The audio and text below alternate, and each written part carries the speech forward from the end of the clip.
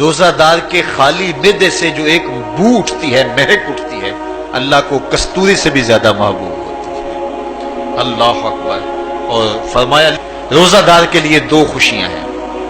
ایک خوشی اسے تب ملتی ہے جب وہ روزہ کھولتا ہے، سارے دن کی بھوک اور پیاس کاٹ کے، جب شام کو ٹھنڈا اور میٹھا مشروب اسے ملتا ہے اور وہ مشروب اپنے جو ہے وہ منہ میں ڈالتا ہے، وہ معدے کی طرف اترتا ہے، تو اس کی زبان بولے نہ بولے اس کا ایک ایک انگ اللہ کی تسبیح بول رہا ہوتا ہے اور اللہ کا شکر ادا کر رہا ہوتا ہے۔ اس وقت اسے ایک عجیب فرحت ہوتی ہے کہ اتنا طویل لمبا روزہ تھا، شکر ہے کہ میرا روزہ تکمیل کو پہنچا۔ ایک روحانی مسرت، پھر روزہ کھلنے کے وقت اس کو بدنی مسرت، تو ایک فرمایا اس کو فرحت تب ملتی ہے جب وہ روزہ کھولتا ہے، وَفَرْحَةٌ عِنْدَ لِقَاءِ رَبِّهِ، اور دوسری فرحت اسے تب ملے گی جب روزے کے صلے میں اللہ اپنے رخ سے پردہ ہٹا دے گا اور اللہ اپنا دیدار عطا فرمائے گا۔ تو یہ روزے دار کے لیے خوشیاں ہیں۔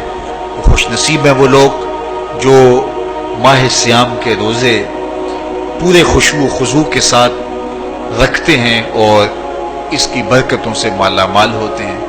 ورنہ بعض لوگ میں نے ایسے بھی دیکھے ہیں، وہ چھوٹی چھوٹی بیماریوں کا بہانہ بنا کے روزہ ترک کر دیتے ہیں اور انہیں حوصلہ ہی نہیں پڑتا روزہ رکھنے کا، چونکہ الصوم نصف الصبر، روزہ آدھا صبر ہے۔ میں سمجھتا ہوں، میں شوگر کا مریض ہوں اور 4 سے 5 گھنٹے اگر مجھے کچھ کھانے کو نہ ملے تو میری طبیعت میں ایسا اضطراب اور بے چینی پیدا ہو جاتی ہے کہ میں گھر والوں سے الجھنے کی کیفیت میں بھی آ جاتا ہوں۔ لیکن ماہ سیام میں 20 گھنٹے بھی کاٹ لیتا ہوں، لیکن میری طبیعت پہ کوئی بوجھ اس لیے نہیں ہوتا کہ میں اللہ کی رضا کو اپنے ذہن کے ایک ایک گوشے میں رکھے ہوئے ہوتا ہوں۔ تو یہ آدھا صبر ہے، یہ صبر سکھاتا ہے۔